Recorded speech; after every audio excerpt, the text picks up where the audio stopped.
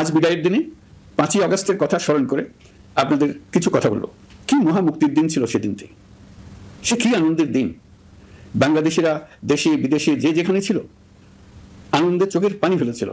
দৈত্যের গ্রাস থেকে তরুণ ছাত্রছাত্রীরা দেশকে বের করে এনেছে, দেশ মুক্ত হয়েছে। কিন্তু দেশ সম্পূর্ণ অচল। এই অচল দেশটিকে কিভাবে সচল করা যাবে সেটা ছিল সবার মনে। অভ্যুত্থানের ছাত্র নেতারা ঠিক করলো দেশকে সচল করার জন্য একটি সরকার লাগবে। সরকার গঠন ও চালাবার জন্য তারা আমাকে খবর দিল। আমি তখন বিদেশে, আমি দায়িত্ব নিতে রাজি না।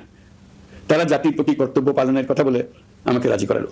18 মাস পর এখন আমার যাওয়ার পালা। আমি আজ আমার কাজ হতে বিদায় নিতে আপনাদের সামনে এসেছি।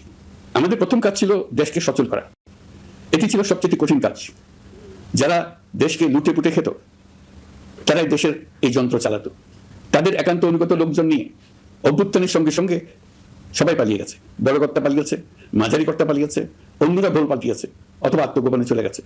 কেউ নানা জনের সুপারিশ নিয়ে আসছে, তারা অভ্যুত্থানের গোপন সৈনিক ইত্যাদি। সরকারের ভেতর যারা পালিয়ে যাননি তাদের মধ্যে কাকে বিশ্বাস করবেন, কাকে বিশ্বাস করবেন না, এটি মহাসংকট হয়ে দাঁড়ালো। যতই মৃতদেহের অঙ্গ প্রত্যঙ্গবিহীন দেহের সন্ধান আসছিল ততই তারা চিহ্নিত হচ্ছিল। সেই থেকে 18 মাস চলে গেছে। অবশেষে 12ই ফেব্রুয়ারি আসলো। 1.5 যুগ পরে দেশে একটি জাতীয় নির্বাচন এবং ব্যাপক সাংবিধানিক পরিবর্তনের জন্য সর্বসম্মত জুলাই সনদের উপর গণভোট অনুষ্ঠান হলো। এই নির্বাচনে উৎসবমুখর পরিবেশ, দেশের সর্বত্র একটা ঈদের পরিবেশ ছিল যা আমাদের ইতিহাসে স্মরণীয় হয়ে থাকবে।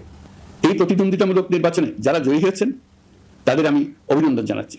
যারা পরাজিত হয়েছেন তাদেরকেও আমি অভিনন্দন জানাচ্ছি। হার জিতই হলো গণতন্ত্রের সৌন্দর্য। যারা জয়ী হয়েছেন তারা মোট ভোটের প্রায় অর্ধেক পেয়েছেন। যারা জয়ী হতে পারেননি তারা মোট ভোটের অর্ধেক পেয়েছেন। যারা জয় হতে পারেননি তারা এই জেনে আশ্বস্ত হবেন যে প্রায় অর্ধেক ভোটার আপনাদের উপর আস্থা রেখেছে। আগামী দিন নতুন সরকার দায়িত্ব গ্রহণ করবে। এর মাধ্যমে আমাদের 18 মাসের দায়িত্বের সমাপ্তি হবে।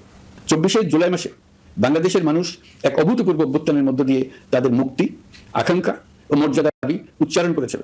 সেই সময় দেশ একটি গভীর রাজনৈতিক, অর্থনৈতিক, প্রাতিষ্ঠানিক ও মানবিক সংকটে নিপতিত ছিল। রাষ্ট্রযন্ত্রের উপর মানুষ আস্থা হারিয়ে ফেলেছিল। গণতন্ত্র হয়েছিল দুলিশ্বাস, ভবিষ্যৎ ছিল অনিশ্চিত। ঠিক সেই সংকটময় সময়ে আমাকে আহ্বান জানানো হয়েছিল একটি লক্ষ্য সামনে রেখে বাংলাদেশকে আবার স্বাভাবিক জীবনে ফেরানোর জন্য 3টি দায়িত্ব দেওয়া হয়েছিল: সংস্কার, বিচার এবং নির্বাচন। আমি ও আমার সহকর্মীরা সবাই আমরা সেই অঙ্গীকার রক্ষার চেষ্টা করে গেছি।